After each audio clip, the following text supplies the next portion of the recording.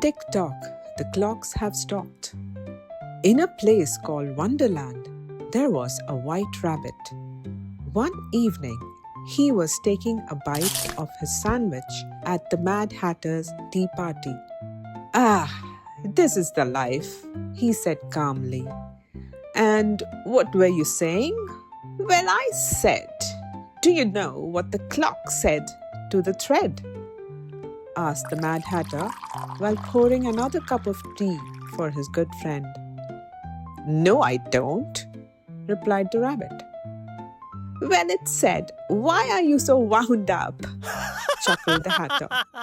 "Well, speaking of the clock, I think I'm late," exclaimed the White Rabbit as he glanced at his pocket watch. He got up at once and hopped off his chair, waving goodbye to his friend.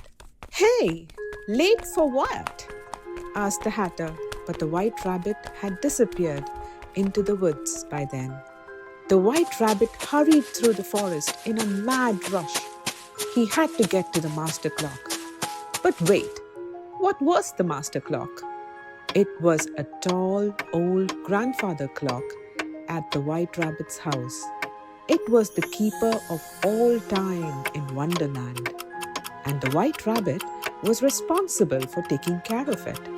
He made sure to wind up the master clock every evening so that the seconds kept ticking, the minutes kept talking, and so the hours, days, weeks, months, and years passed by in the right order.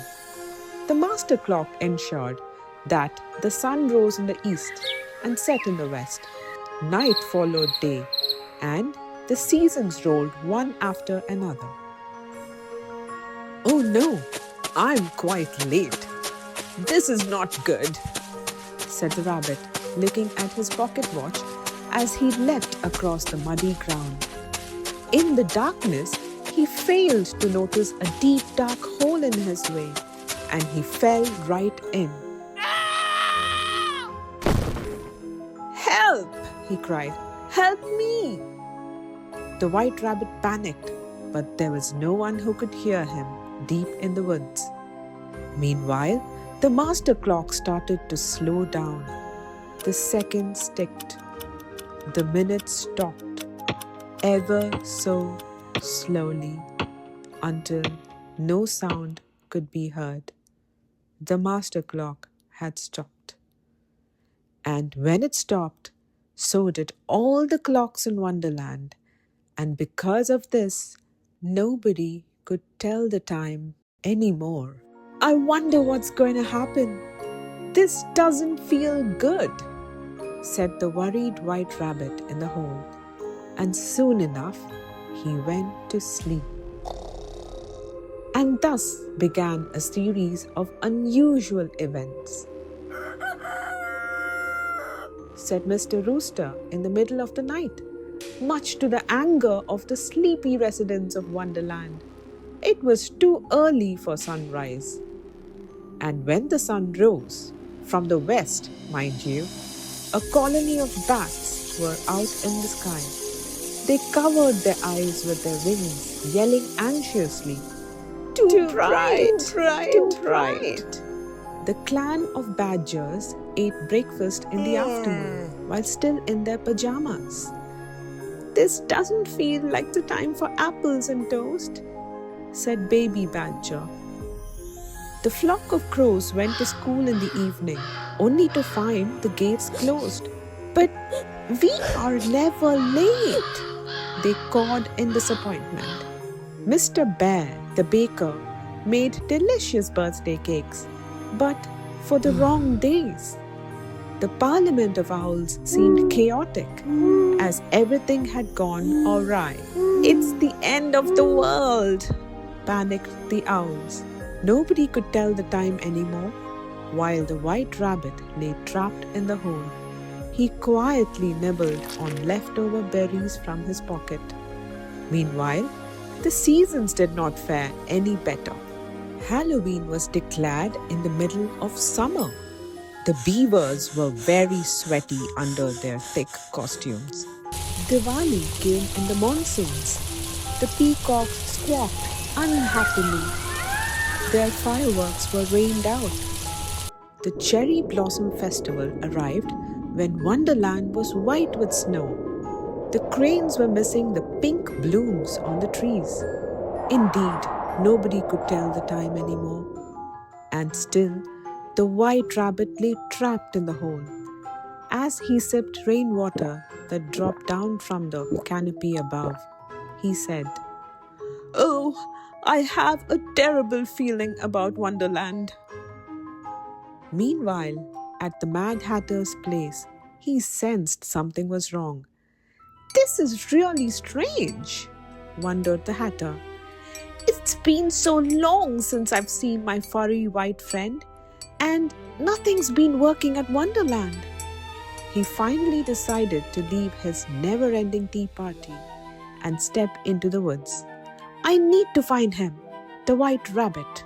As the Hatter pranced around the woods in his usual rhythmic steps, he heard a feeble voice from a deep hole in the ground. "Help me! Help me! Someone! Anyone!" "Ah, my friend! There you are!" yelled the Mad Hatter in delight. "What are you doing down there in that rabbit hole? Don't you know Wonderland has gone crazy? Anyway, hold on, I'll get you out." He quickly built a rope with vines and threw one end into the hole. Out climbed the White Rabbit, holding on to the rope with all his strength.